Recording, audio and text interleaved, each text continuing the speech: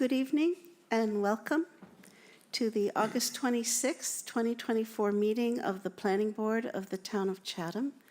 My name is Catherine Halpern. I'm Chair of the Planning Board of the Town of Chatham. And this meeting is being conducted in a hybrid format, both online and remotely and in person. And I'll give you a few points on that in just a moment. Also, this meeting is being recorded and will be available shortly hereafter for scheduled and on-demand viewing on any smartphone or tablet device. And we do need to ask if anyone is recording the meeting. Please notify the chair. I don't see that anyone is, so we'll go ahead. Pursuant to Governor Healy's March 29th, 2023 signing of the Acts of 2023, extending certain COVID-19 measures adopted during the state of emergency, suspending certain provisions of the open meeting law, GLC 30A 20, until March 31, 2025, this meeting of the Chatham Planning Board is being conducted in person and via remote participation. Every effort will be made to ensure that the public can adequately access the proceedings as provided for in the order. A reminder that persons who would like to listen to the meeting while it's in progress may do so by calling the phone number 1-508-945-4410, and the conference ID number is 824-721-174#. That's 824-721-174#. And you may also join the meeting online using Microsoft Teams through the link that's in the agenda posted on the town website. Well, this is a live broadcast and simulcast on Chatham TV, formerly Channel 18. Despite our best efforts, we may not be able to provide for real-time access. We will post a record of this meeting on the town's website as soon as possible. So before we get started with our first agenda item, let's take a roll call of the board. Art Spru. Art Spru, present. Warren Chain. Warren Chain, present. Bob Wirtschafter. Bob Wirtschafter, present. Frank Scherer. Frank Scherer, present. Bob Dubus. Bob Dubus, present. And Charlene Greenhalgh. Charlene Greenhalgh. I think you're muted, Charlene. Charlene is connected remotely. There you go. I unmuted. Now you're unmuted. Can you hear me? Yeah, just say present. Present. Okay, thank you. And this is Catherine Halpern. I'm also present. And then also, before we get started, can I ask if any board members need to recuse themselves on any matters on tonight's agenda? All right, so let's go to the first item, which is our minutes from July 22nd meeting. Does anyone have any changes, corrections, additions? If there are none, could I have a motion to approve the minutes for July 22nd as drafted? So move. Thank you, Frank. Could I have a second to that motion? Art Second Spru, from Charlene. Charlie. Give it All right, Charlene is seconded. So let's vote. Art Spru, Art Spru, approve. Warren Chain, Warren Chain, approve. Bob Wirtschafter, Bob Wirtschafter, approve. Frank Scherer, Frank Scherer, approve. Bob Dubus, Bob Dubus, approve. Charlene Greenhalgh, Charlene Greenhalgh, approve. and this is Catherine Halpern. I also approve the minutes. Next item on our agenda is modification of site plan approval and acceptance of an as-built plan. We also note certificate of compliance, and this is for 30 Post Office Lane. We have Dave Clark of Clark Engineering will present. Good evening. David Clark, Clark Engineering for the record, on behalf of Edson Eldridge, North Chatham Landscaping. So as stated, we're here for a punch list of things, hopefully take care of it all tonight. First is a modification of the site plan, and I'll go over what that modification was. Edson Eldridge, if you know him, he can't quite grasp what he wants till he sees it. And so when we were doing the site plan development, we tried to get out of him what he wanted the front to look like, and he knew what he wanted, but we couldn't put it on paper. So what we had originally designed was a driveway for the residential unit that went along the southerly property line and provided 2 parking spaces right in front of the deck for that residential unit. When they got going on the site plan, he really took a hard look at those trees that the board had a concern about along that southerly line and felt that they should stay. So he worked with McIntyre's to get the parking spaces in with the space that they had without taking any trees out. And that's basically what they came up with. So we So still you have the requisite. eliminated that little access drive. Right, Yeah. we eliminated that whole driveway. And so, if you've been out there, it did come out nice. So there's 2 distinct parking spaces for the residential unit, separated by an island. And then you have the spaces for his business, some of them being grass parking, and he does have the ADA compliant parking space, which is I believe, bluestone set in concrete parking space. The other minor changes, when McIntyre was putting in the drainage, they put an extra gutter inlet in, so to make the grading of that parking area easier and ensuring they capture as much stormwater as possible. So there's one more inlet to that drainage system than what was on the original design plan. The planning board also wanted bollards for the gas service on the northwest corner of the building. If you've been out there, you'll see there's an access gate for vehicles and also an access doorway. And the meter is right behind that access doorway, so there's really no way a vehicle can get in contact with that, so they didn't put the bollards in. He's happy to put a bollard in, but I don't see the reason, the way they've configured the gates to get in and out of that space. So that's it on the changes. That's all reflected in the as-built plan and the landscape as-built plan. Be happy to answer questions.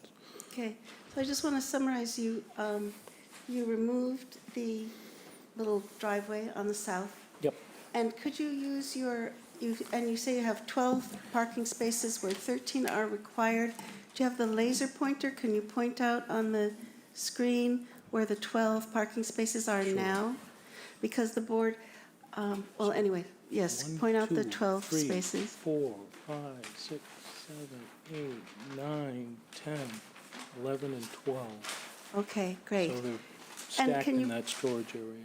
And can you show us with the laser, if you don't mind, where the meter is, that the gates? The meter's right here, Okay, great, that's where I just thought it inside was. the fence. Okay, great. So that's the extent of the changes. I just want to mention to the board, in talking about this with Katie and Christine this afternoon, there's a couple of ways that we could do this according to correct process. What I'd like to suggest to the board is that we separate out the steps, that we first approve a modified site plan, and we may need to also include a modified statement of conditions that go with the modified site plan. It's not going to be a big deal, it's actually, and we would need to waive the 1 parking space. And then after that, the certificate of compliance would be issued based on the approved modified site plan. And our acceptance of the as-built plan would also be based on our approval of the modified site plan. So there's a few steps involved, but I think it's more clear to do it that way. So let's open it up for questions from the board, and we'll start with Art. Okay, David, when I went out and took a look at this, I was sort of surprised because this is significantly different than the approved plan. I know your explanation before, but the process for this should have been a modification before any changes of this significance were done. Yep. This is not just eliminating 1 single parking space. This is a complete redo of the site as approved. Yep. So I'm bothered by it because it looked like, well, I'm going to do this and then I'm going to ask for forgiveness. And I don't think that's a process that we want to support as a board of the way site plans should be approved through this. Be that as it may, I did note that there's a couple of things that we discussed at the previous approval, and it seems like we're trying to circumvent what those are. One of those was a discussion that we had about putting parking spaces in line in the storage area. I mean, those are not legitimate parking spaces. That's what was discussed last time. They were rejected, and I think that's the reason why there was a roadway access put around at the south part of the site to add those two in. So I'm not supporting those two as legitimate parking spaces. When I went out there, I took a look at where the garage doors were and that concrete slab. You're showing a parking space in the middle there. There's actually a big planter box there. You can't put a parking space in that location as shown on your as-built plan. Now, your as-built plan is not showing that that planter location. I mean, this is rather large. It's about 3-4 feet wide and about 6 feet long, and it's got 6x6 timbers, double stacked with plants in it. So there's not a legitimate parking space there. So the way I would count this is you have 8 spaces, not 12 as what is indicated. And so I think the board needs to take a look at it from that perspective. That's a significant change. How did we lose 4 spaces? You're not counting either of the spaces inside the fence? That's correct. That was rejected in the first Why submission. can't we have a parking space inside the fence? Well, you're stacking 3 cars, one behind the other. That's not a legitimate parking area. We're stacking 1 car. You have 2 inside, they're stacked Oh. one behind each other, and then a third Right. one Yeah. behind, so. Yeah, these are for employees, you understand. Yeah, well, they're not designated as anything on this plan, Right. okay? So, and, you know, I'm raising this issue to the other board members, some new board members that have not been part of the board, just so they're aware of the discussions that we had last time. So if you have the handicap space in there, that would be 9 spaces that you have. That's one issue. The other issue I saw out there is, I didn't see any evidence. I saw evidence of a structure for one of the leaching basins. I didn't see any evidence of the other leaching basin. You don't have an as-built of your underground stormwater system. No. The catch basins and the leaching basin should be shown with underground information about the inverts and rims, just so we know that they Oh, were actually built. We never get those on a commercial site plan. On a roadway as-built, we do. We Not have for- asked for those on every site plan since I've been on the board. So Well, just those want to would let be you know that. Nearly impossible to get at this point. But I was out there for the inspection of the You can installation. get a top and invert of every catch basin. You can get a top and invert of your leaching basin. Well, we have to dig them up. The leaching basin, one of them has a cover to the top, and the other one should have a cover to the top, but I didn't see it. Yeah. Okay? Okay. So, and that's naturally for access to it, for servicing and inspection. So that's just sticking a rod down. It's a matter of you picking these information up in a matter of half an hour to an hour. So I'm not asking for an awful lot. I'm asking for information so that it should legitimately can be shown as an as-built on an as-built plan.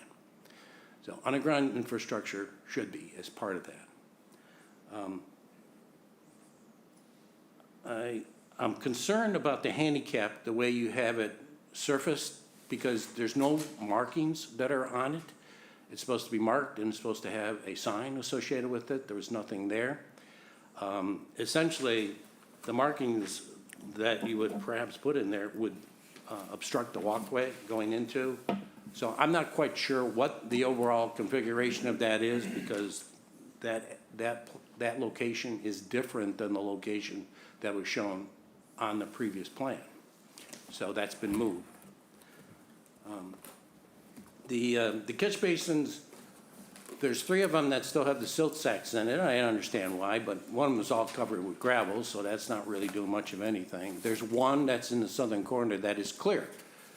I'm assuming that there's no reason now, since everything is done, that those silt sacks are still in there with debris and everything that's in them. They're not going to be functioning very well. My whole concern on this is at this point, since the work is done, that should be removed so that the runoff is not going into the surrounding area, into the roadway surface. It should go into the basins. Just a simple little issue that I saw in there. It has no effect on it and on anything associated with that. So I think the board has to take a look at this from the perspective of, one, there's a significant change in here. There was no consultation with our board on it. It came in after the fact with significant changes, and, you know, this is not something that I support as a process that should be going on by an applicant. We've had applicants come in here who have make modifications and then go in and build it. I think that's the way that this should have been done, just from my perspective. Those are my points. I think some of these things should be resolved and looked into before we just automatically say that we're gonna approve the modification. I'd just like to comment on Art's comments. I agree, it's not just an opinion, but the correct process would have been to come in advance to request a modification of the site plan and get that approval first, and then to go ahead and build it. There's also the issue that one of the conditions on the statement of conditions was the submission of a performance bond, which apparently was never submitted. So there's a number of things, you know, that weren't complied with, that it is our normal process that you would come in advance to get this modifications approved before going ahead. So just a comment. But Warren, do you have some comments and questions?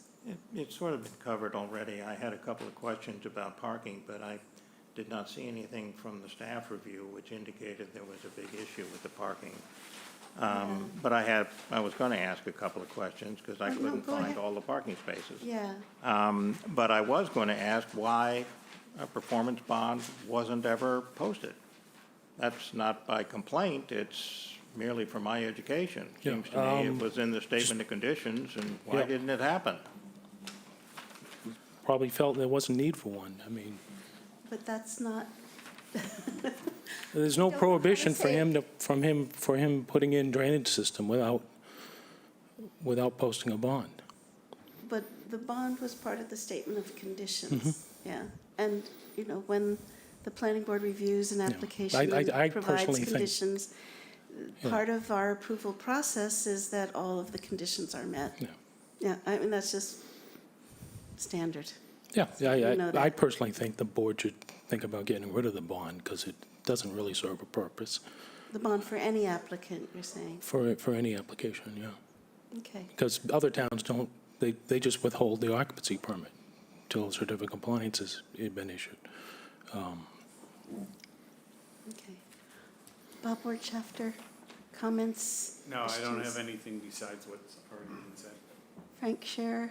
To follow up on your comment, Madam Chair, about the bond, I looked at the condition, and it does say that a performance bond shall be in place, but it doesn't say when it should be in place. So I would suggest that in the future, anyway, we add something along the lines prior to commencement of the work, that the performance bond be in place. I think that's understood, probably. Sure.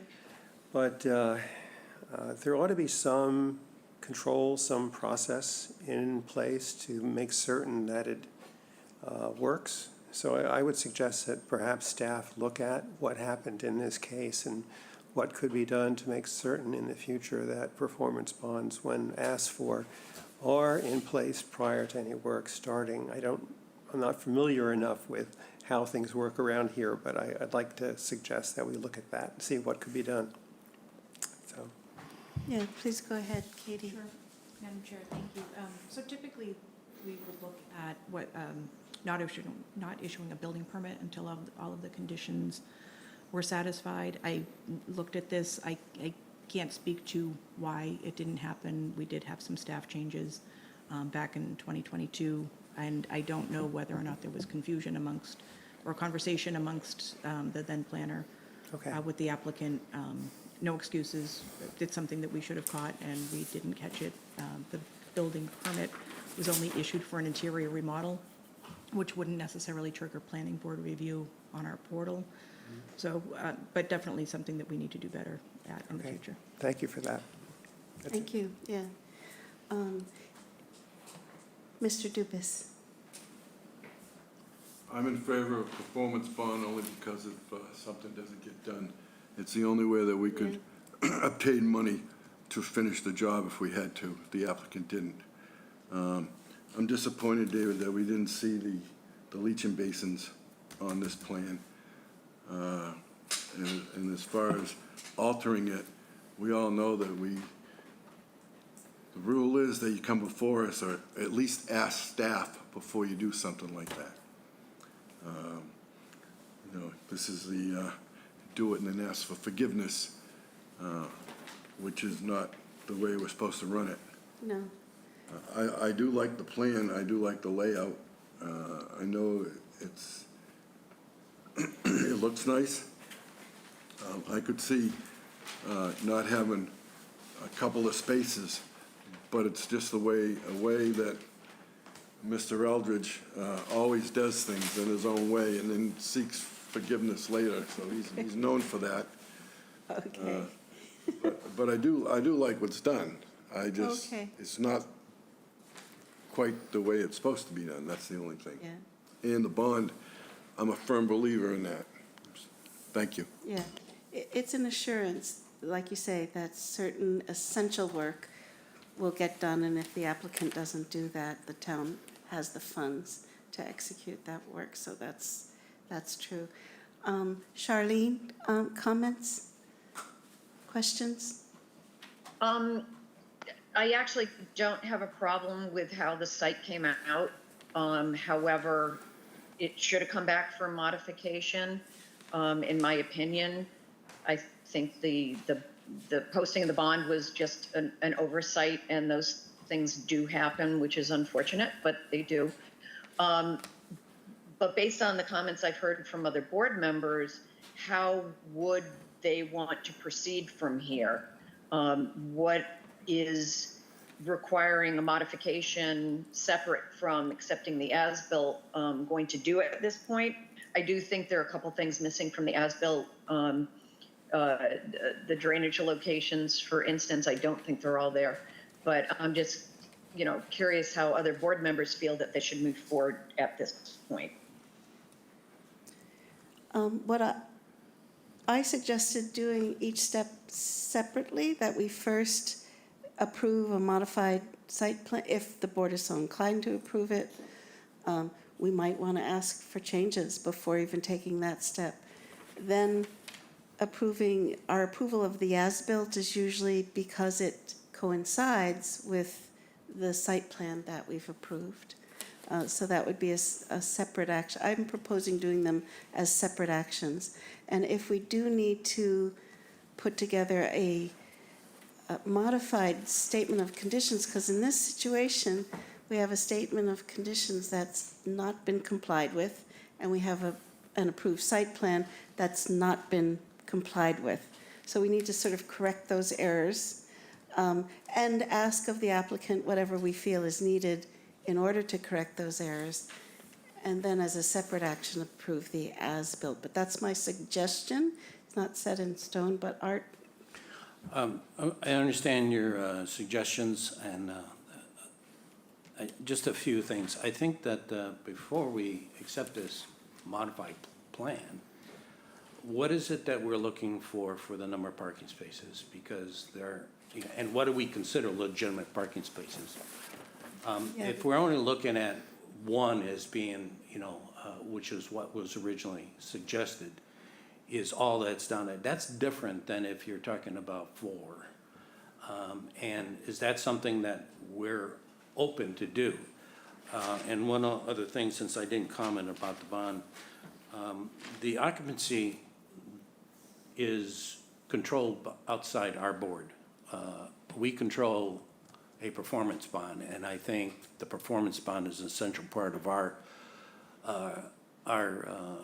enforcement actions that we have with an applicant to make sure that they complete the work, especially when we're talking about underground infrastructure systems that could affect the abutters or the public ways. So I agree with all the other board members that the performance bond needs to stay within our purview. So I'm okay with whatever the board members think the legitimate number of spaces, but I think we're going to end up waiving some spaces if we accept this plan. Excuse me. Yes, Katie, let me see what Katie has to say then, Bob.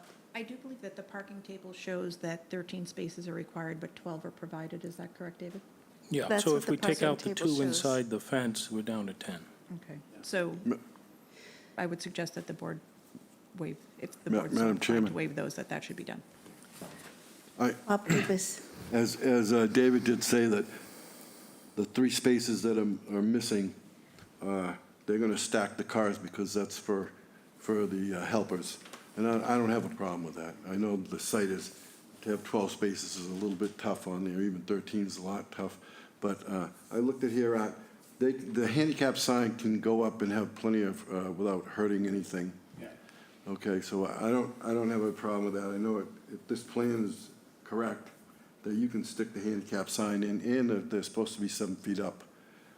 So I think, no, I didn't. David, did you say the handicap is not asphalted? It's is not. asphalted? It's not. What is it? It's bluestone set in concrete. Okay, so it's a firm surface. Oh, yeah, it's a smooth, durable surface. Okay, okay. Less than And I don't have that- a problem quarter with inch that. any. If they picked up the other cover for the drainage, so you should be able to check it and see it. And then the spaces, I think they'll get, honestly think they can get by with that. Well, should we waive down to, waive 3 spaces, and, because they're showing. They're showing 12. But 2 of them are within a gated storage area that could be used for storage of everything in the world and not for parking. Yes, Frank. Yeah, thank you. I'd like to focus for a minute on the 4 required for retail. Yeah. And I've driven by there probably 10 times. I've never seen anybody there. I'm just wondering, is that an intensive retail operation? He hasn't really set it up yet. He's using it as his office right now for North Chatham Landscaping. Right. So there's really no retail space. There's no doubt it's going to have cars in it eventually, but Yeah, but I mean, it's, I don't, listen, we're talking about peanuts here. It's already been done. It's a tight spot. There used to be 12 people that worked there with 3 dump trucks, a cesspool truck, trailers, bulldozers. I mean, they all worked out of this one little area. So I don't think there's a problem with that. The problem is the way it was done. Yeah. So it's done. Let's watch this. We're the ones that should have been told about the changes, and we're not. So In advance, So- yeah, we can't do too much about this now. It's going to interrupt Correct. way too much stuff. yeah. So whether they Yeah, can use that correct. as a parking or whatever, it's done. I just want to make a comment. Wait, I I want to be Okay. done. Okay, So- go ahead. If we had a bond on here, we could push the bond for something. Maybe we should get together, and maybe if you don't follow through, if you make X amount of changes on a plan and you don't come before us, maybe we should have a building fine or something, okay? Because this is going to happen more and more and more. Some sort of penalty.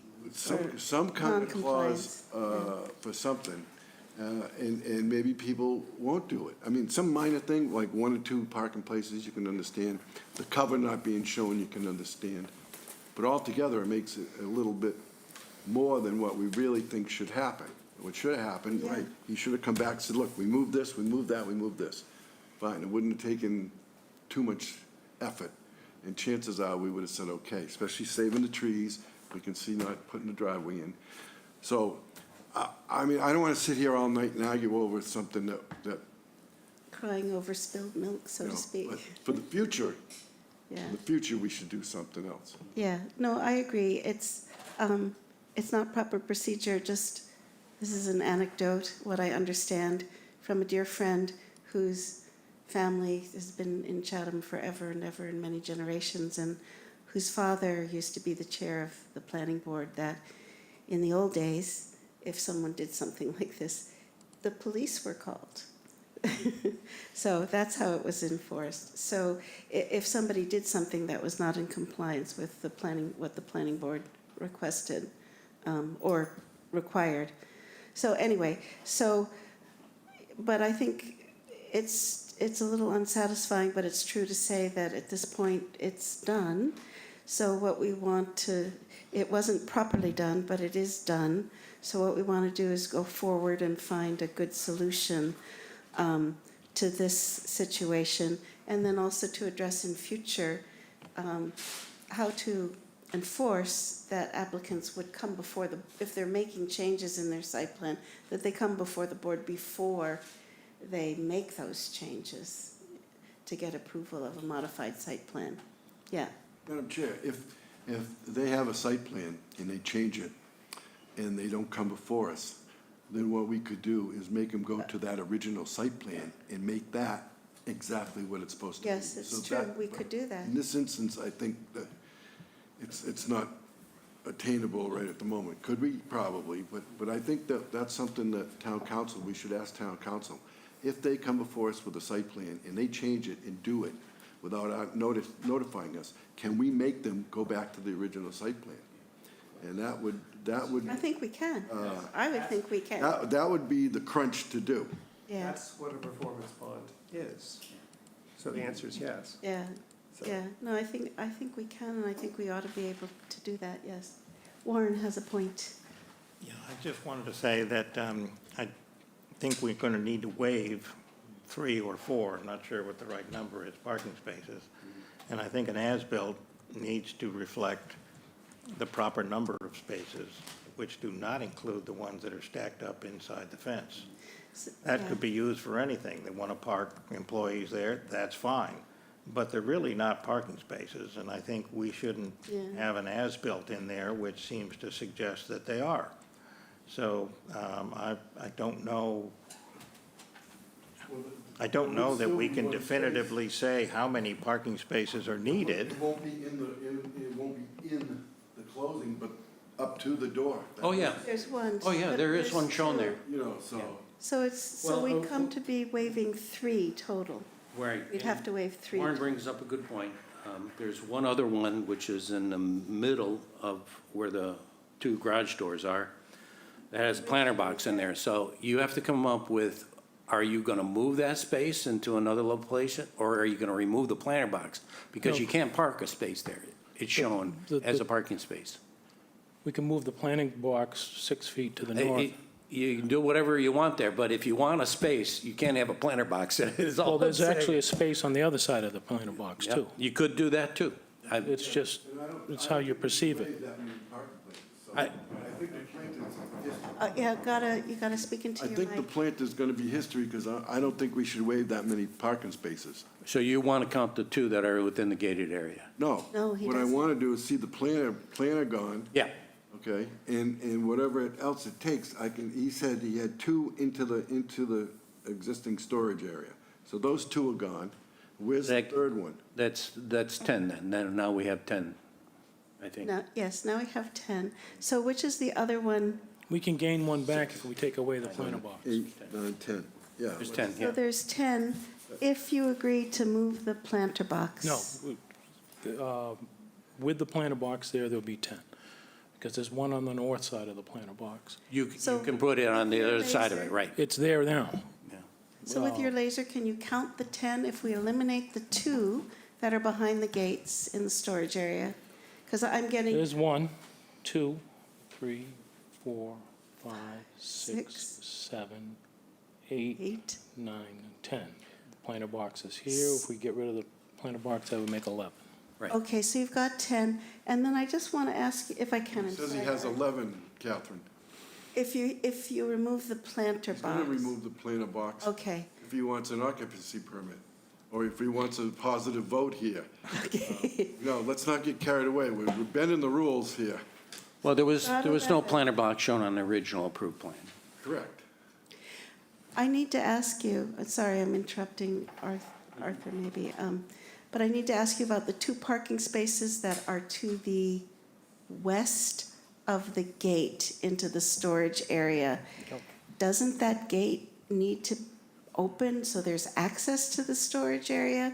So you can't really have parking spaces right in front of that gate blocking it to the west, correct? Again, that's employee parking. If they need to get in there, they'll move a car. But this is that's not not- where North Chatham Landscape stores all their equipment. Yeah. This is minor storage associated with the nursery that will eventually be there. Okay, go ahead, Art. We did approve the 2 spaces in the front there on the original plan, so I think that we To the acknowledge. west of the gate. That's correct. We Okay. acknowledged that back then, and I'm still okay with that. I mean, Okay. I don't have any problem if there's legitimate 10 spaces, that we waive the 3, so that we put you into some modified plan that we can vote on and approve. But I think those are 10 legitimate spaces, and that's good. It's 11. If they move the planter, it's 11. If It's they 11. don't move the planter, it's 10. Right, so So we- whatever the board wants to do, We'll go with the 11. 11. okay. So the board will have to make a modified statement of conditions. We'll have to formally waive 3 parking spaces. 2 now. 2, You already waived 1 last time. Because Okay. we never showed 13 spaces. I don't believe. really? I thought it was 14 required, you showed 13. We No. showed 13 on this. Oh, we do show 13, yep. Yeah, so we Yep. never and All right, it's so waive Never never waived it. waived a parking space. So we have to waive 3. We also have to put it in the statement of conditions that the planter box is moved, so Well, that there's, If we move the planter oh, box, we're then we only waiving waive 2. 2. Right. Okay, great. Sorry. So, but we do need to include that in the statement of conditions. And we'll need to vote on that as a board. But what else do we need to require Well, to there approve the was, modified site plan? Yep. there was an additional catch basin. We don't know where it's connected It's a to. leach pit. Yeah, right, but again, that was added, and that should be shown on the as-built, along with the second, the Let's- one leach pit that I couldn't find out there.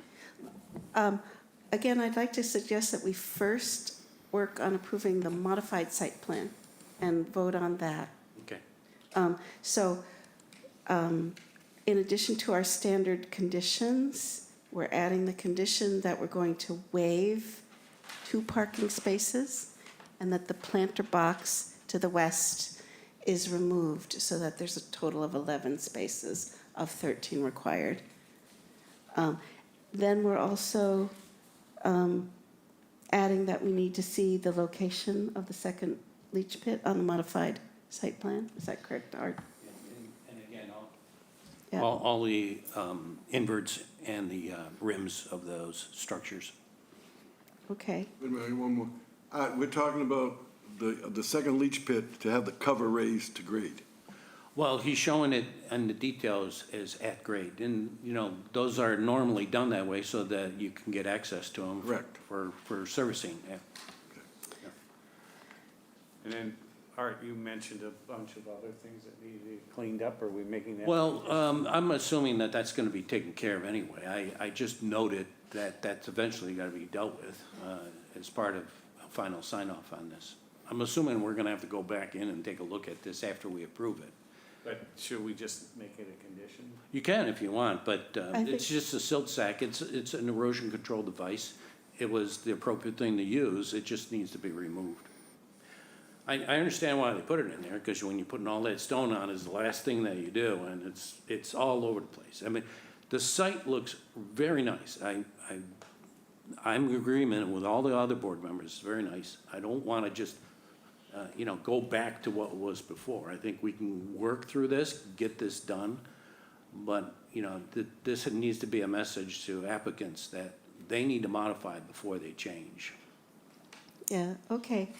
And what about the bollards from the original statement of condition, the bollards on the gas meter? Are we willing to omit that condition on our modified statement of conditions? Since the gate opens and covers the gas meter. Yeah, I would so we'll say just that's eliminate, sufficient. yes, so we don't need to include that. Well, I have a, let me ask a question. yes, If the gate was not open, it would be closed, right? And so I guess the fundamental question is there any possibility that a piece of equipment will back into the gas meter? I Well, mean, now that we're not counting any of that as parking area, we won't be parking any vehicles in there. So equipment are lawnmowers, self-propelled lawnmowers, that's about it. I don't, So nothing, I don't- there is no possibility of a yes, there's of a always. big a accident here. There's always a possibility. All right. Okay, but I would, in this instance, I think that it's for big vehicles, not small ones, although small ones can hit it. Listen, I know, so there will be it no big protects- vehicles operating in this area, is what we're saying. No, but the gate, when the gate's open for things to go back and forth through there, Yeah. and the gate has a post on it, so I think it will be more than sufficient. I just want to be sure we don't have a big explosion, that's all. So there'll You can never guarantee that, because the pipes even rot on their own, so. So as I understand it, there will be no large good to be equipment practical. operating around the gas meter. No. It's Okay. close to the, it's on the building, right, David? It's, So they're gonna it's- hit the building, it's- so let's, you know, And I'm fine with it. I mean, we come across that all the time in that business. I agree with this. Eliminating them Yeah. is fine. yeah. Okay, so, all right, so Art, so what we're agreeing to now is we're gonna vote on approving the modified site plan with a modified statement of conditions that will include our 3 standard conditions, as well as waiving 2 parking spaces and removing the planter box for a total of 11 parking spaces of 13 required. The board is going to approve that. And can you summarize the condition you want to add, Art? And to show the leach pit locations and the rims and inverts of all the stormwater structures. Okay. And all the other conditions on the original statement of conditions we're not going to include. Any other points from the board, and then we'll vote to approve this modified site plan with modified statement of conditions. Yes, Warren? Just a quick comment. I would not wish to have any parking spaces other than the 11 being approved shown on the as-built. Oh, So they yes. have to remove the ones that are there now, but are not really parking spaces.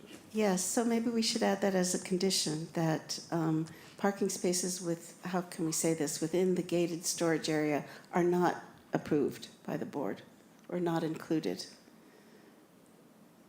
Cannot be included, Well, on the as-built. yeah. But we'll add that as a condition, or we could include it in our condition regarding parking. Just a statement that we cannot, that those cannot be included. Any other conditions or points from the board before we vote on approving the modified Catherine? site plan? Yes, Charlene?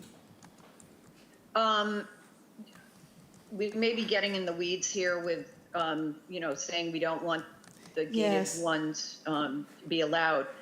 True. I have no problem with approving the modification to the plan, but we're going to need a whole new as-built plan. Correct. Yeah. I know, I'm assuming That's that. going to reflect Correct. what was finally approved. So, I don't know if we need to, well, maybe we do, but, waive down to 11 spaces with, none being behind the gate or something. Yes, that's a good way to say it, yeah. That's a good way, and I think you're correct. First, we want to approve this modified site plan and modified statement of conditions, and then a new as-built has to be submitted that conforms to the approved modified plan. Correct, I think that's the correct way to go. Okay, so any other points, because then what we want to do is we want to vote to approve the modified site plan with the statement of conditions as we've just summarized. No other points, could I have a motion to that effect? Madam Chair, I still move. Thank you, Charlene. Art Sprue, I second. Great, let's do a roll call vote. Art Sprue, Art Sprue, approve. Warren Chain, Warren Chain, approve. Bob Wertschafter, All board chapter approved. Frank Scherer, Frank, sure, I approve. Bob Dupas, Do this approve? Charlene Greenhalgh, Carolyn Greenhalgh, approve. And this is Catherine Halpern, I approve. Thank you. Okay, great. So you'll need to come back to us with a new as-built plan that conforms to the modified, site plan and modified statement of conditions. But I'm saying you only meet 2 more times this year, once in September and once in November? Is that what I look at your schedule? No, Pretty light schedule for the rest no, of the we year. meet twice in September, twice in October. October may Twice in once, November? Madam Chair, just based on the Columbus Day holiday or the Oh, maybe Indigenous Columbus Peoples' Day Day, holiday. we've missed a meeting in So- October. All right, so- But we have 2 meetings in September. Okay, Um, all right, Okay, great, thank you. great. So that's it. So we're done with that for the moment. And you'll need to bring us back a new as-built plan. Yes, you want to take a break? Yes. So I'm going to suggest to the board that we take a 5-minute break, 10-minute break before we begin the public hearing, which is the next item on our agenda. Okay. So let's take a 5-minute break. Let's take a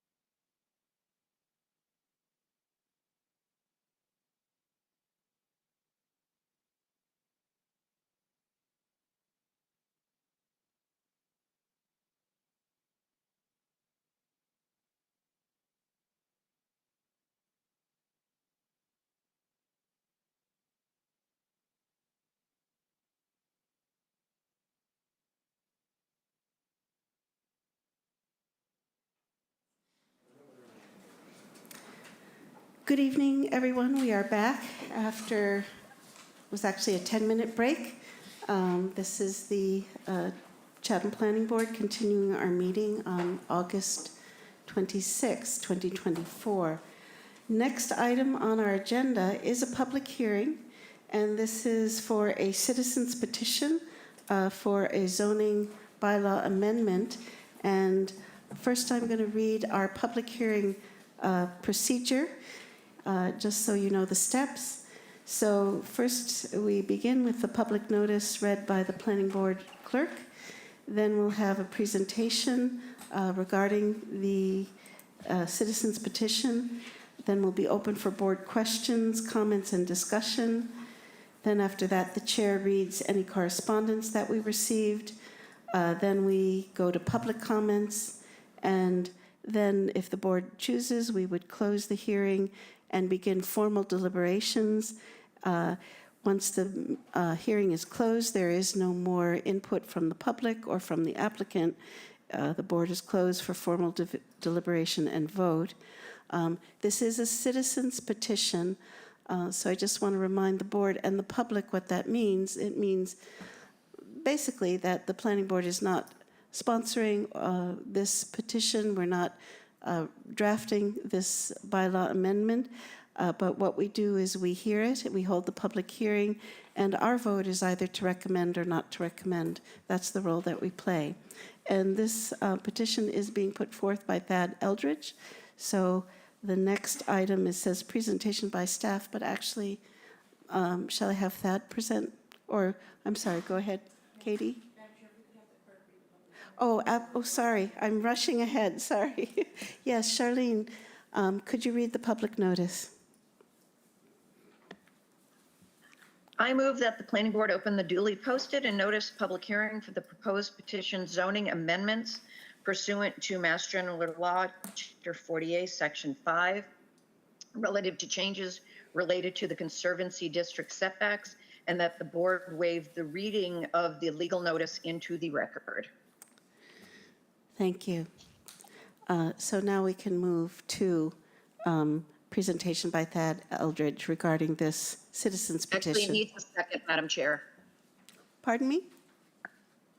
It does need a motion because Oh, we're to waive the also reading. waiving the reading. So I'll second that that. was a motion, so it does need a second. Okay, sorry about that. Thank you.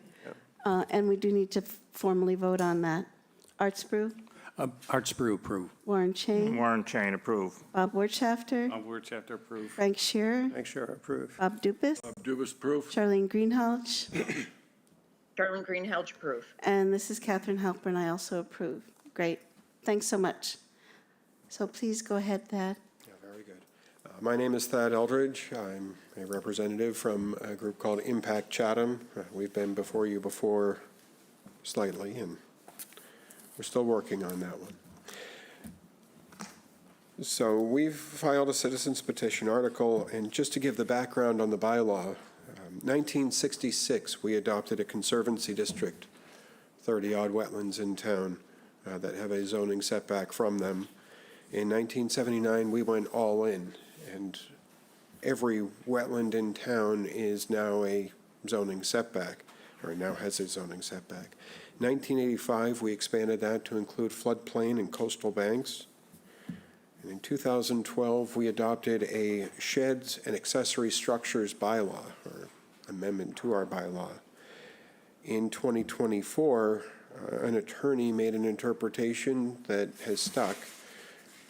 It says that sheds, accessory structures, detached garages, pools, and the like are exempt from the setbacks from the Conservancy District.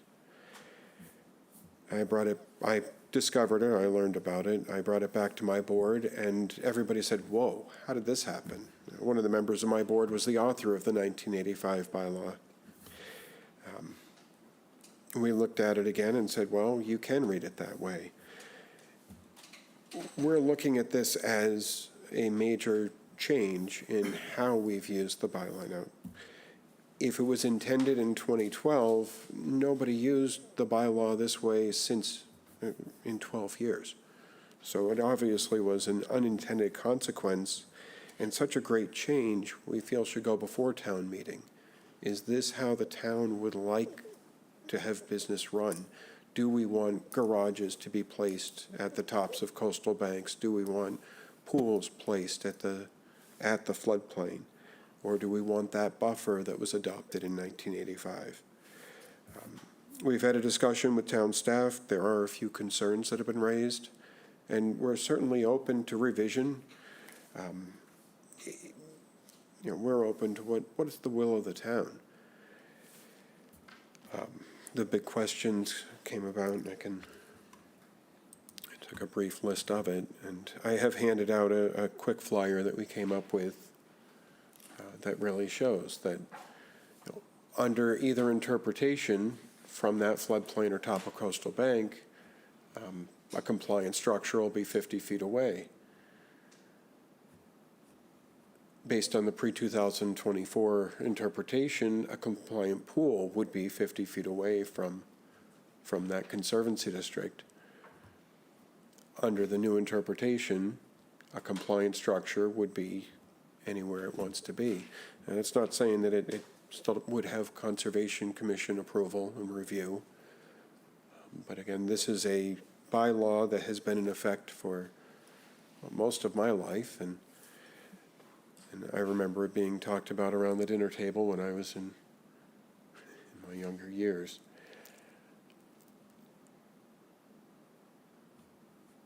So some of the questions brought about by town staff, agricultural barns, garages, portable hot tubs, walls, sheds. And we have a weird section in the bylaw that talks about piping for pools, which was used in one application to put a pool within the floodplain. And that's just another question, since we're talking about conservancy districts. Should that be reviewed at the same time? For right now, we're just looking at this interpretation and saying, should this be reverted to how it was before 2024?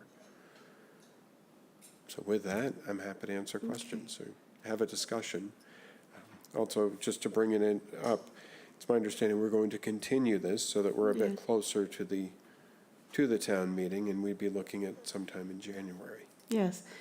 Yes, I'll mention to the board, due to a legal requirement that the public hearing is held at a closer date to town meeting, our intention here is not to close this public hearing and not to deliberate and vote tonight, but to continue it to January 13th. We'll be continuing this public hearing to a date certain. That will be January 13th, which I think is our first meeting in January, and that will put it within the timeline that's needed to be valid to go to annual town meeting 2025. And in the meantime, we'll get more clarification from town council about what needs to be done. So, but tonight we thought it would be useful it is on the agenda, we thought it would be useful to open the public hearing and begin with some initial discussion. So we can move to the next item on our public hearing procedure, which is board questions, comments, and discussion. I just want to raise one question. I do have some questions, but I just want to make sure that I and we understand clearly your intention in this amendment. Is that to require any and all accessory structures not be built within the Conservancy District buffer?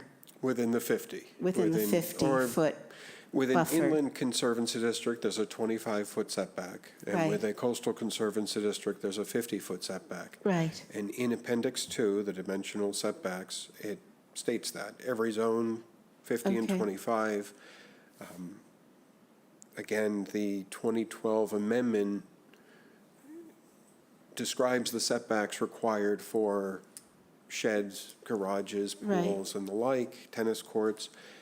And it states from the street, from the abutter, but it doesn't Doesn't state include- from the right. Conservancy District. Right. So I'm just going to suggest that you go through again and make sure that your language in every case, in every place you're adding it, will include all accessory structures, even like things over 100 square feet, things under 100 square feet, things exactly 100 square feet, pools, jacuzzis, you know, basketball hoops with a small, you know, less than 100 square feet ground, that sheds, so, because some of your language, you just note sheds or accessory buildings, but just, I'm not going to go through it in detail, but that was my concern. If your intention is to exclude all accessory structures from that 50-foot and 25-foot buffer, look through your language and make sure you're excluding all of them. That's my suggestion. And I'll go to Art or Bob Well, Wirtschafter. I just want to, we had to correct the regular bylaw with the over 100 square Yes. feet and under 100 square feet, so one of them has to be or equal to 100 square feet. Yeah. It doesn't matter which way you go, but you're excluding exactly 100 square feet from the. Yeah, so someone could build a, you know, a hot tub of exactly, or something, and it would fall into the cracks of, you know, the bylaw. So, Art. Okay, I think you point out some interesting things. I'm concerned that there's still not enough clarity. I would take it to a more definitive level, and it's good that you have this opportunity between now and January to do that. Because when I was looking at this, I'm thinking, because we're looking at the Conservancy District, that is a little bit different than everything else. So, is it the intent on this, and I believe it is that any structure, I don't care if the structure is an above grade structure, at grade structure, or a below grade structure, in the Conservancy District, you want it to be in X feet away. That's your intent, is that right? Because I'm not quite sure that the language here covers all those bases, because I'm looking at structures that are in the margins in here, like someone said, because it wasn't stated specifically, I'm allowed. And I'm a little bit concerned about that, because I think that you need to cover all your bases. When it falls within the Conservancy District, I'm not suggesting that this is every place else. I think the Conservancy District needs to be looked at a little bit differently. Because I agree with you, there needs to be a little bit more definitive pieces on that. Could I ask, So, what is so it? I would suggest that that first category there, and it says in here for all structures over 100 square feet. But then the only thing for under 100 square feet, they're talking about garden sheds, utility sheds, and structures of under 25 square feet. It doesn't talk about the, you know, any other structures. So does that mean that none of those other structures underneath 100 square feet, they can be built in a Conservancy District? I could interpret it that way. So I think there needs to be more clarity and definition in, and maybe there is a subsequent section that you add in here for under 100 square feet, you know, X for the Conservancy District. Make it very clear, and that's your point. The other thing I wasn't quite sure of, once just taking a look at the language right now, for example, underneath garden storage sheds, that statement there, does that mean that I can do 1/3? If I'm under 100 square feet, I can do 1/3 away the distance of that 50 feet or 25 feet? And am I allowed to do that with a garden shed in the Conservancy District? Is that the intent? Or is it the intent that there is no leniency for any kind of a garden shed or utility shed or whatever inside the Conservancy District? So I wasn't enough clear about it. All I'm saying is that if the intent is keep it at the 25 or 50 feet, then it should be very clear that that should be in here, and there is no exceptions. There's no relief like there is with a regular lot outside the Conservancy District. But I think you have some interesting points that you haven't put on here.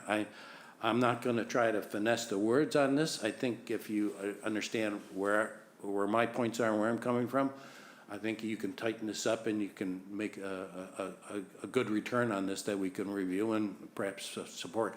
I'm a little bit fuzzy that we're not there yet on this, but I do compliment you on moving in the right direction. So can I ask what a below-grade structure is? Pool. Pool, yeah, Okay. like, I would consider a below-grade structure a pool. And, It's at and below grade. that's, If it has a foundation or something underground and it's built there, let's, if you're concerned about, say, stormwater structures or something like that, make a clarification that those are exempt or whatnot, you need well, to and be if very I specific may, about so some of these things. stormwater structures are not considered structures under the bylaw. They are. And at grade, I would assume you mean like patios, are not considered structures under the bylaw. Or tennis courts, or pickleball Tennis courts are or specifically basketball courts, those are stated. at-grade structures. Now, for the other one, only what's in bold is what I've added to the existing bylaw. Right. Everything else in here, that 1/3 setback for the sheds, that's specifically to an abutter's setback, that you get a 1/3 credit, or 1/3 the setback, that's in the bylaw already. Right. All we've added to this is these structures, which traditionally have had their 25 and 50-foot setbacks, we're clarifying that that setback applies. Our intention wasn't to go into the 2012 bylaw and gut it. Yeah. Well, I think because of the situation that happened where there was relief granted and there was something constructed inside the Conservancy District setback, I think you have to make it a little bit clearer. I mean, if we need to make it that way and point it out with a little bit more clarity, I'm all for it. Now, I'm not going to suggest that you have to do it one way or another, but I wasn't sure when I read the garden storage shed that since it was under 100 square feet in the Conservancy District, can I get away with 1/3 on it? It's silent on that point. You see what I'm saying? It's Because specifically it's very 1/3 clear the that you distance of the can go abutter's setback 1/3 from the of the property line. setback distance for a garden shed. You see what I'm saying? I interpreted it somewhat differently, and I'm suggesting I shouldn't have to look at it and interpret it in another gray area way. I just want to put that right out there, that if the intent is they can't take a reduction in the setbacks, make that statement. You see what I'm saying? In the Conservancy District. That way you're clear that you want to use the Conservancy District setbacks. No reduction, no nothing.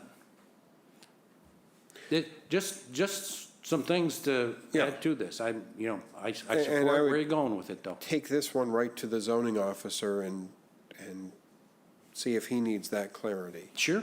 You have to remember, the zoning officer might be replaced in that. We have to look at this from the perspective of anyone who's going to be interpreting this down the road, right? Like you said, the last change on this was 12 years ago. It could be 12 years again. And people could be changed. A lot of us board members might not even be here either. But you'll live on forever in the videos and. My term expires in 2 years. okay, good. Good. Other comments, Warren? Thank you, Madam Chairman. Dan, my question is really more as a general public, member of the general public, just for clarification. We're talking about amending the setbacks that are included in the zoning bylaw. How does that square with the rules and regulations administered by Conservation Commission, where if you take a wetland, you have 50 and 100-foot setbacks, my understanding is, within which you can't build anything? Unless you have a variance, unless it's a Unless you change have a of variance. an already existing structure, so. Correct. If you have a patio that's within 50 feet of a coastal bank and you say, I want to put a garage here, it's equivalent in the eyes of the Conservation Commission. And if you have a patio and you want to put a garage there, under zoning, that's not an equivalency. but what you're now proposing isn't a setback from the 100-foot or the 50 feet. No, from the zero of that. So but I guess I'm sort of getting at, if you can't build anything 100 feet from the wetlands, how does that differ from a setback from the Conservancy District? What do you mean you can't build anything 100 feet from the wetlands? Because of conservation? Correct. No, under conservation, they will allow a reasonable amount of construction, and there's a negotiation there with, for every square foot of increase in that 50 to Well- 100, there's a square foot of mitigation, and Granted, I'm oversimplifying but it generally has been my observation as I look at Conservation Commission deliberations, that you're not going to get permission to do anything within the 50 or 100-foot setback unless you've got a very good story. And I'm just wondering how this bylaw interacts with that prohibition, is the way I look at it. You wouldn't need to set back from the 100-foot line, for example, in order to build something. But if you, what is the end of the Conservancy District vis-à-vis those 50 and 100-foot setbacks that the Conservation Commission operates under with? okay, so A Conservancy District Let's is just- how big, the Conservancy District, and just because there's a better map on it, Well, I think the clarity on Warren's point is the top of coastal bank is not necessarily the setback of 50 feet and 100 feet for Conservation Commission wetlands delineation, correct? in most cases, Yeah. the edge of the wetland Yep. or the top of the coastal bank is the Conservancy District. Okay. Now, Right. at town meeting a few years ago, we took away the buffer to floodplain. So conservation no longer has the 50 and 100-foot from floodplain, but there's still a zoning setback from it. Okay. So looking at the conservancy districts, these are all of the 1979 conservancy districts around town. And every one of these is a wetland with a certain elevation associated with it. These are all of the floodplains based on the most recent FEMA map. So from the orange and the red, there would be a 50-foot zoning setback.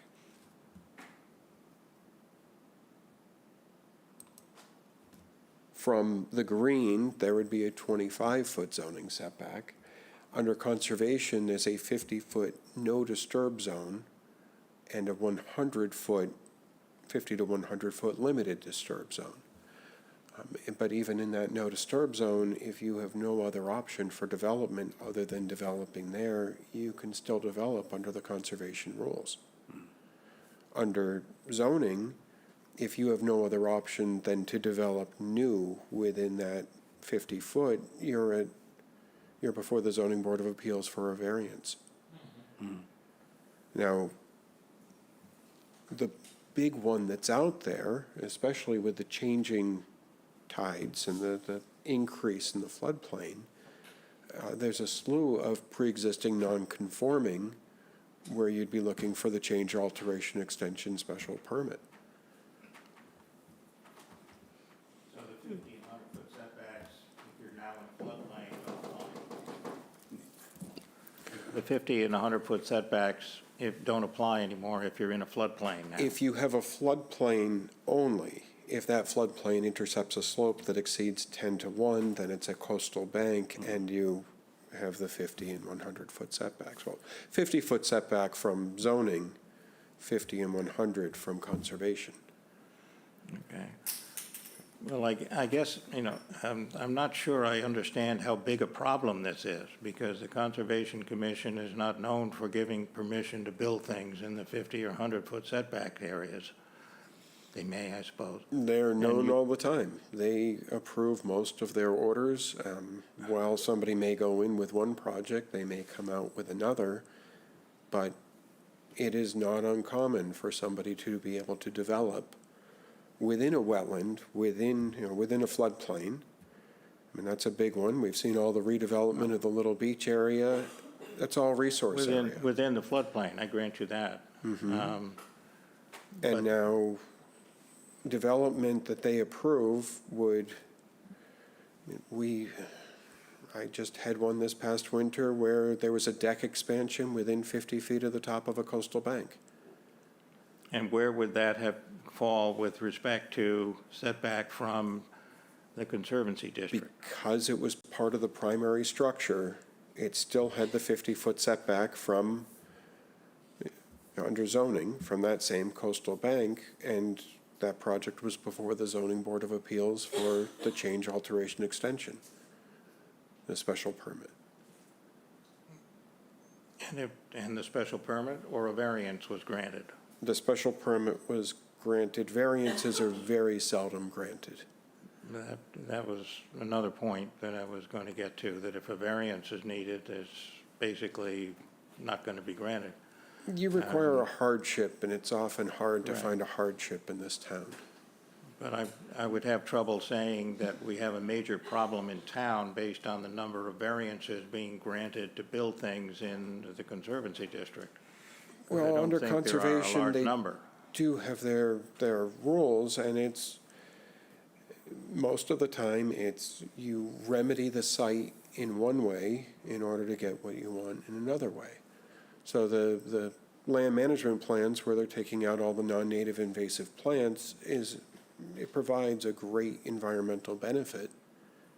And in exchange for that, somebody gets their extra room or their Well, their I don't wish redevelopment. to take up any more of the board's time, but I'm just saying, just as a general member of the community, I'm confused by what you can and can't do vis-à-vis construction close to I think it the is wetlands, confusing.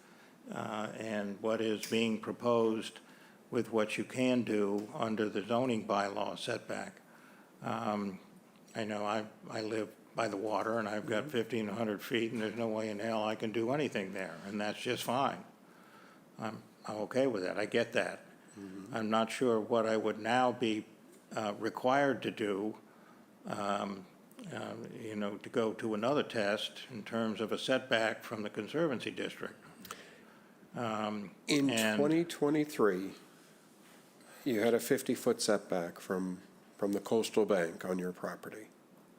In 2024, you have a 50-foot setback from that coastal bank, except you don't have a 50-foot setback for an accessory structure, a pool, a tennis court, and the like. You still have conservation that you would have to go through. And would conservation approve a project in there? Probably not, especially in the 0 to 50, but it happens. Yeah, Well, my only point is that I'm confused by exactly what is prohibited and permitted vis-à-vis conservation and setbacks, the wetlands, as well as the Floodplain. existing and proposed changes in the bylaw. I'm all in favor of what I think you're doing.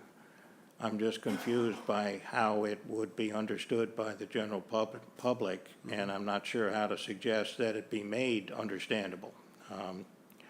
But I've got a feeling that it's not going to get okayed unless the general public can understand it. That's all, so. So just, Thad, can I ask you what you're proposing in your citizens petition? I mean, Warren's brought up the big picture Oh, of sure. what can or cannot happen in the Conservancy District, in the floodplain, in the buffers, to the wetlands and the Conservancy District. Your amendment to the bylaw addresses specifically accessory structures Correct. within the setback to the Conservancy District, which is 50 feet and 25 feet. And you're So you're kind of addressing one issue. You're not addressing all the issues that Correct. Warren's bringing up. And you're not intending to address all the issues that Warren is bringing up. You're intending to address this one issue. The Yeah. one question we have before us, before 2024, the interpretation was all of these structures meet the setback. After Correct. 2024, tennis courts, swimming pools, garages, sheds, they don't have to meet that setback, all by an interpretation change. Yes. Is that right? Yes, because some language was omitted, because the first sentence just says, swimming pools, tennis courts, and their enclosures shall be set back from the street and abutters as required, and you had to add the phrase, "and conservancy district." Yes. Yeah. And then my point was, further down where the language that you're adding, that's in bold and underlined, you're just addressing garden storage sheds. And I'm suggesting, take a look at that, because you want to make sure that you're also including pools and, jacuzzis and anything like that. So that you want to, if your intention is to eliminate all accessory structures from the setbacks. And I think that's actually what Art was getting at as well.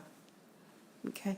Other comments, Bob Wirtschafter? Well, first of all, the need for a new bylaw for the Conservancy District This is understood yeah. and is being done by the Conservation Commission and with the Cape Cod Commission. So Good.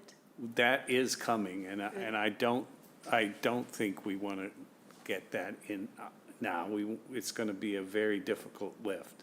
But this seems pretty easy, but I agree that we need to get the wording right. For instance, can I build a pickleball court now?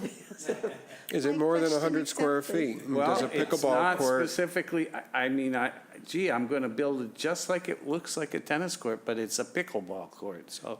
And that's my a question for the zoning concern is officer. like, how specific do we need to be to do what you're intending here? And I think that we need to think about some of that, but I totally agree with Catherine's statement that the under 100 square feet needs to have all the same, whatever we're trying to stop above it, just because it's 100 square feet or under or equal to 100 square feet, it still needs to specify all the same restrictions. We talked about a basketball court. Well, Or a basketball hoop. well, it's small, but it's taller than 6 feet, so it's not ever going to be Not ever anything. going to get there. And then what about the lighting on a tennis court? Is that inside the enclosure? I mean, I was just trying to think of all the ways that lawyers can it's more difficult than it need be, but I mean, we thought we had a very clear idea of everything that was included, and somebody found a fault with it, so we have a few months to fix it, so Yeah. it doesn't get done, but I like the intent, and I totally support it. Great. Frank? Yes, thanks. I think this is great. I support it and I understand it. And I think the intent is simply to reverse the interpretation that was made by this lawyer, so that the accessory buildings, basically garden sheds, are not now allowed to go within 50 feet. And I understand all the other points have been made about basketball courts, and Anything. to me, that's a separate discussion, which may occur when the conservancy districts are being looked at as a whole. That might be something that occurs as a step two, because I think what's happening here is very simple. It's very easy to understand. So in my view, I would simply go with what's here, subject, of course, to review by town council. I have another process point, and I hesitate to bring it up because It's okay. I looked at, section 5 of chapter 40A, and because we started to talk about that, in terms of when we can have the hearing. Oh, And yes. the hearing, yes, has to be within 6 months after the planning board. The action by the town meeting has to Right. be within 6 months, so that's Right. why we're moving it up. I understand. Yes. But there's another requirement earlier, and I don't know if it applies, that says that the public hearing shall be held within 65 days after the proposed amendment is submitted to the planning board, which presumably is now. Right. So in January, you're outside of the 65 But we're days. continuing this public hearing. Okay, if that. So we've started it If now. that works, I'm ecstatic. We're thinking that it should work. All right. We're going to double check everything and All right. cross the Ts and dot the Is, but we're thinking, we're starting it now, and that meets the one requirement of the 65 days. Very good. And we're continuing it to a date certain, to January 13th, and that will help us to meet the other requirement of the 6 months within the action by the town. So we're The other thinking, approach would be to defer the actual hearing, because we have 65 days to have the hearing. we're doing the hearing right now. Right, but you could decide to have the hearing later. The 65 days expires next week. Right. So we've started the public. 65 days runs from the date that it was submitted to the planning board. It was submitted to the select board earlier this Right, summer. but the They 65 had days 2 runs. weeks to submit it to the planning board. Yeah, And but- 65 days runs out next week. Said public hearing shall be held within 65 days after the proposed zoning ordinance or bylaw is submitted to the planning board by the Board of Selectmen. Yes. Yes. So it's 65 days from today. No, that's not correct. Okay. Katie, could you comment? Yeah. So the 65 days began the 65 days began the date that the select board referred it to the planning board, which was, I think it was sometime in June. We selected this date as a date based on vacations and such that the public hearing could be held. Okay. And that all staff would be present. Okay, got it. Thank you. Great. So I think we're going to be meeting both requirements. Yeah. But thanks, Frank. Mr. Dubus. I have a concern about this. I understand what's going on, but we also have a lot of land with houses on them that are completely in the flood zone. Correct. So this means that these people are going to be highly restricted for this, and I don't know if that's all that necessary. When they change the elevation of the water around here, Bassing Harbor, all of that is pretty much in the flood zone. Those people, to do anything, have to go before the Conservation Commission. When their road floods, they have to ask permission to clean it up. And this is, like you said, Little Beach. All these areas are in a flood zone. This would be a little more practical if there weren't so many people in the flood zone. And I'm not saying that not all of this shouldn't be looked at, but some minor things, like a shed, okay? If you don't have any land at all that's above the flood zone, in theory, and you can't build a shed. Right. You can't add this, you can't add that. So this is going to restrict a lot of people outright. So where do you get relief from that? If your community is in a flood zone and you want to do something, who do you see to get it done? Or is this, because this would be act like Lord God Almighty. This is the way it is. How do you get relief from something like that? This is already what's existed. Now, in the flood zone, so first off, this is a setback from the flood zone, not the flood zone itself. So there's a different set of rules once you're in the flood zone. And building a shed, we used to be able to do it under a special permit, and now, I'm just asking Yeah. how these poor people, and they're not really poor, okay? No, that's the whole, Just a figure of speech here. How these people are gonna go about trying Before to the- get something. trying there to was build a pool or a case shed. that came out of town called Dedrick. And before that, you could get a special permit based on the house being in the flood zone that you could get a shed. But then after that, that became a separate violation, and now you'd need a variance. That's already on the books. Okay. So we're not affecting that. What we're saying is, before 2024, if you wanted to put in a garage, you had to be 50 feet away, a detached garage. After 2024, you can now put that garage within 50 feet of the coastal bank, of the floodplain. It's not what was intended in 1985. It's not what was intended in 2012. It's a huge change from business as usual in the town. What does town meeting think about it? Do we want to do that? Do we want to enable people to put pools within 50 feet of a coastal bank? Then fine, we put the pools there. But I don't think that an interpretation change is the correct way to make such a major zoning change. The rate pools are going in. I think you might have some problems with that because most of the people live on the water that want the pools because they can afford them. So I just have questions about, I understand what you're trying to do, and I understand, but some people, it's going to affect heavily. So I just hope that you have all the i's dotted and the t's crossed. Okay. Charlene?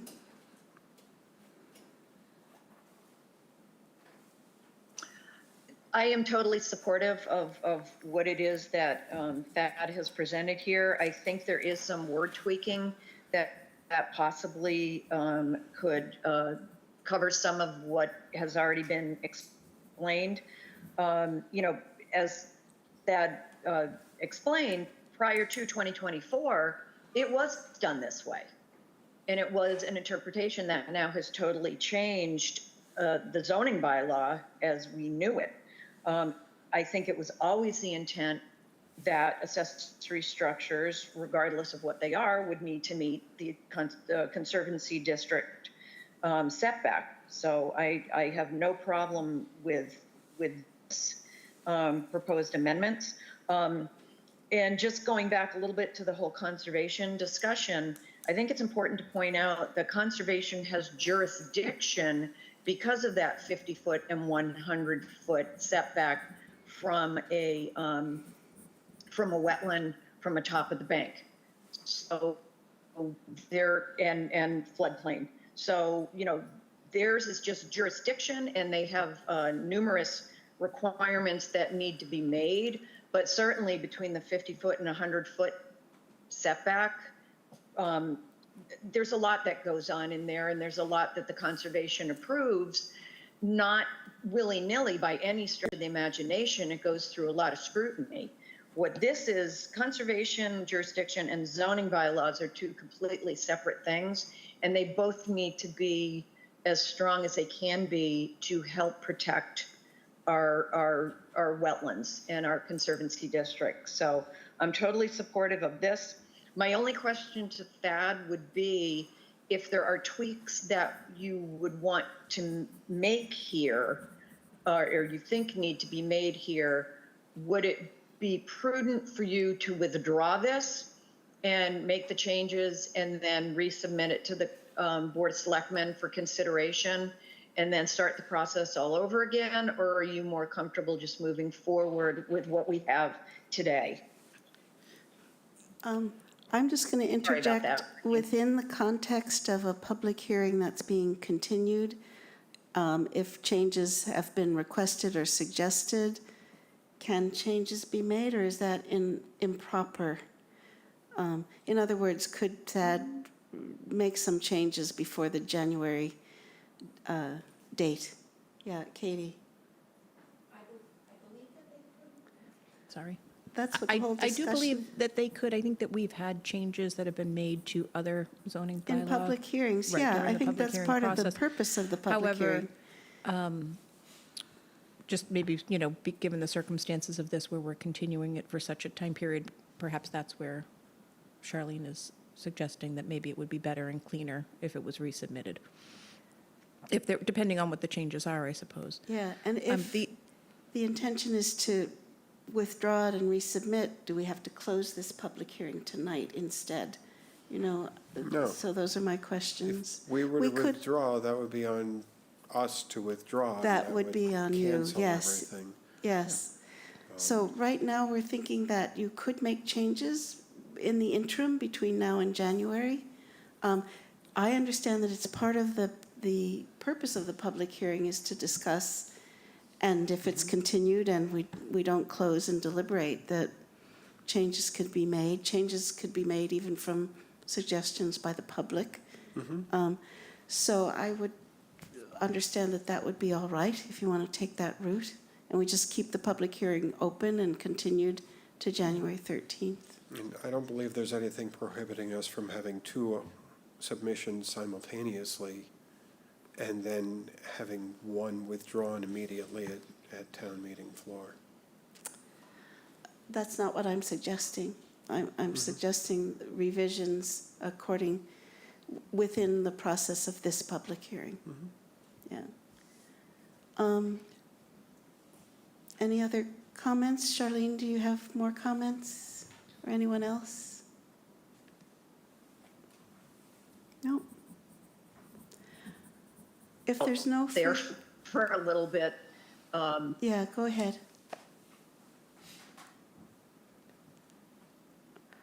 I think you're frozen, Charlene, and we're not hearing anything. So let us know if you have further comments somehow. But right now you're frozen. I hope you I'm can not hear in me. charge of that part of it.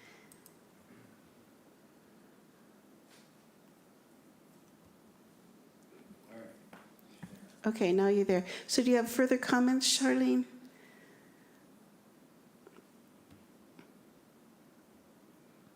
I was just saying, if that is comfortable with what he's got and doing a continuance, I'm all for that. If he wants to withdraw, whatever, as a proponent, as a petitioner, I would defer to what he would prefer to do at this point. Okay, great. Great. So are there any other comments or discussion from the board? We can continue. I can ask for public. We have no correspondence, so I won't read correspondence, but I can ask for public comments, either in favor or opposed. If there's no public comments, we've already determined that we're not going to close the public hearing. We will be continuing this public hearing to January 13th, but I do believe the board needs to vote on continuing the public hearing to a date certain. Yeah, Katie. And Madam Chair, just so for the public benefit, we will re-advertise closer to that time frame that it's a continued public hearing, but just so that it's back out there as Okay, great. a notice. public Okay, notice. great. But I do think we need to do a formal vote to continue the public hearing to the date certain, January 13th. And I just want to affirm that that is. Madam- Yes. Charlene? I was just going to say, technically, it's to a date and time certain.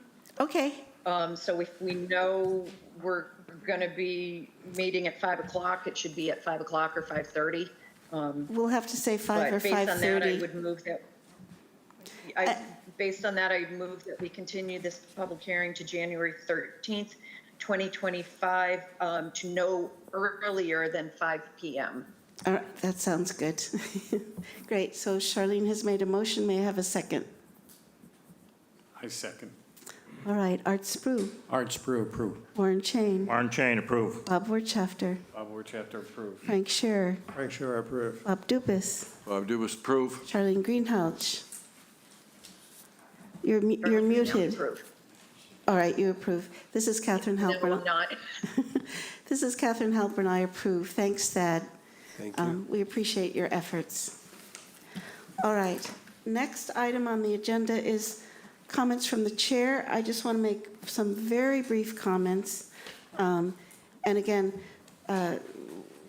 just some comments about West Chatham Neighborhood Center progress and update. We have to not have any substantive discussion because it's not on our agenda, but just to let you know that things are moving ahead with the build-out analysis. BSC is doing data gathering, and the build-out analysis is in process. As you know, the visuals will be done by Union Studio, but that will be based on the build-out analysis, but that's all in process. Union Studio is engaged. The main thing that we will be dealing with is, as many of you know, we have our previous town council, Pat Costello, retired. We now have a new and previous town council, Jay Tallerman. He was town council for the town of Chatham previously and serves as town council for a number of municipalities in the state of Massachusetts. So Jay Tallerman is our town council as a matter of course. Stepping in as new town council, he will review our draft of West Chatham Neighborhood Center. Also, with regards to the new legislation from the state of Massachusetts, the housing bond bill, which has just come through. You might have seen the article in Cape Cod Chronicle. So Attorney Tallerman will be reviewing our draft vis-a-vis this new legislation. And we do need to get information back from town council and see if there's anything that we need to take a look at. It's possible that there may need to be some rewording. However, we do expect to hear back. We have our September meetings, September 9th, September 23rd. We do anticipate that we will get that information from Attorney Tallerman in September at one of our meetings. So that's the quick update on West Chatham Neighborhood Center. Also, on September 23rd, Gloria McPherson, our Housing and Sustainability Director, will come before the board to begin to present the housing production plan for the town of Chatham. And I anticipate this is our first step to begin looking at possible zoning initiatives to address housing issues per se in Chatham. So that's going to be happening September 23rd. We'll start on that. So I think that was all I needed. Oh, one last thing to mention, just a reminder, some of us need to renew or update our ethics training, our online ethics training, which needs to be updated every 2 years. And so everyone except for Arthur and Bob Wirtschafter needs to update our... No, I'm done. You're done? Yeah. Okay, you're not on this list. Okay, so you're updated as well. Everyone else doesn't... And I'm good too. Did you update as well? Charlene? I'm good until February 2025. Okay. So I have a list that says otherwise, but that's okay. We'll sort that out. So anyway, if you're not up to date, maybe our list is not up to date, but if you're not up to date, please renew your ethics training, and you can do that online. I think Annie is going to just review the list and send out to all of us who do need to update, and she'll send us the link for the ethics training, which is just massethicstraining.skillburst.com, but Annie will send us an email with all the information. So just a reminder. Was there anything else that I might not have mentioned? Okay, so those are the chair's comments. Last item on the agenda, as we do every year, we do the reorganization of the board, where we elect a new chair, vice chair, and clerk. I just wanted to suggest to the board, if I could, I've been chair now for a number of years. I think it's 5 or 6 years. I think for the past year or two, Art and I have talked, and I think Art, for whatever reason, a lot of it was just continuation. We haven't proposed to put Art in the chair, but I would like to suggest to the board that this year that Art steps in as chair. and that I'll step back into vice chair, and Charlene would continue as clerk. I'd like to suggest that to the board and to make those nominations, but I'd also like to hear from Art or any other board members what your thoughts are. Well, I knew this day was going to come, but if the board does accept this nomination, I will step into the role, and I will hopefully fulfill it as best as I can. Other comments? I think that's a great idea. Okay. Thank you. Any other I comments? also think it's a great idea. Great. Well, I guess, do we need to take a formal vote? We do. Yes, we do. And I'm just going to check, can we? Madam Chair, Yes, Charlene. I would move those nominations. All right, great. And I will second those nominations. Well, thank you very much. So, and I'm just going to double check with Katie and Christine that it's all right that we vote for all three at once, or do we have to have separate votes for chair, vice chair, and clerk? Or can we vote for the package? I think you can vote for the slate as presented. I Yeah, don't- okay. So what's on the table, we have a motion and a second to reorganize the board, that Art Spru will be chair, Catherine Halpern will be vice chair, and Charlene Greenhalgh will be clerk.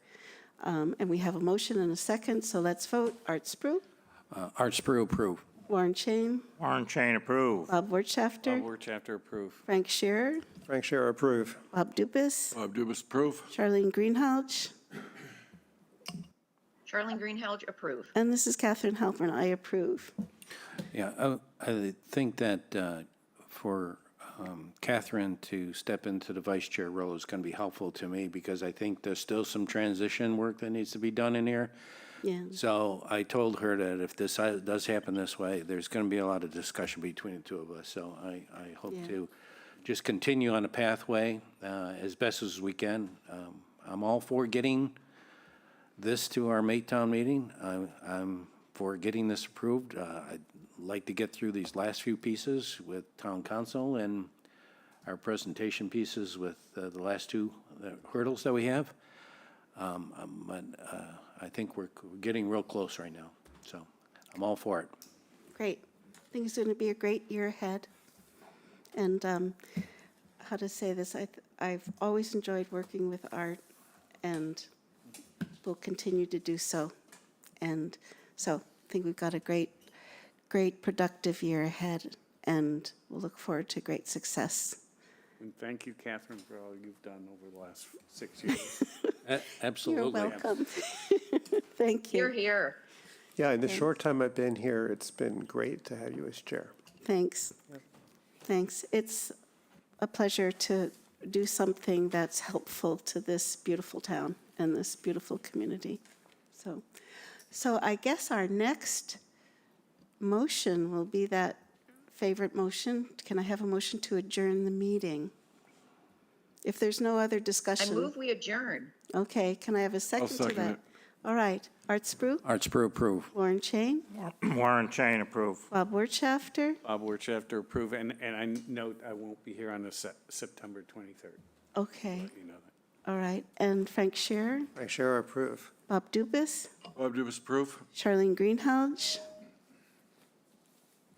Charlene Greenhalgh, approve. And this is Catherine Halpern. I approve that we adjourn tonight's meeting, and let's note the time as, it looks like 6:52? Is that it? 6:52? Yeah. All right, thank you very much, and enjoy the rest of the evening.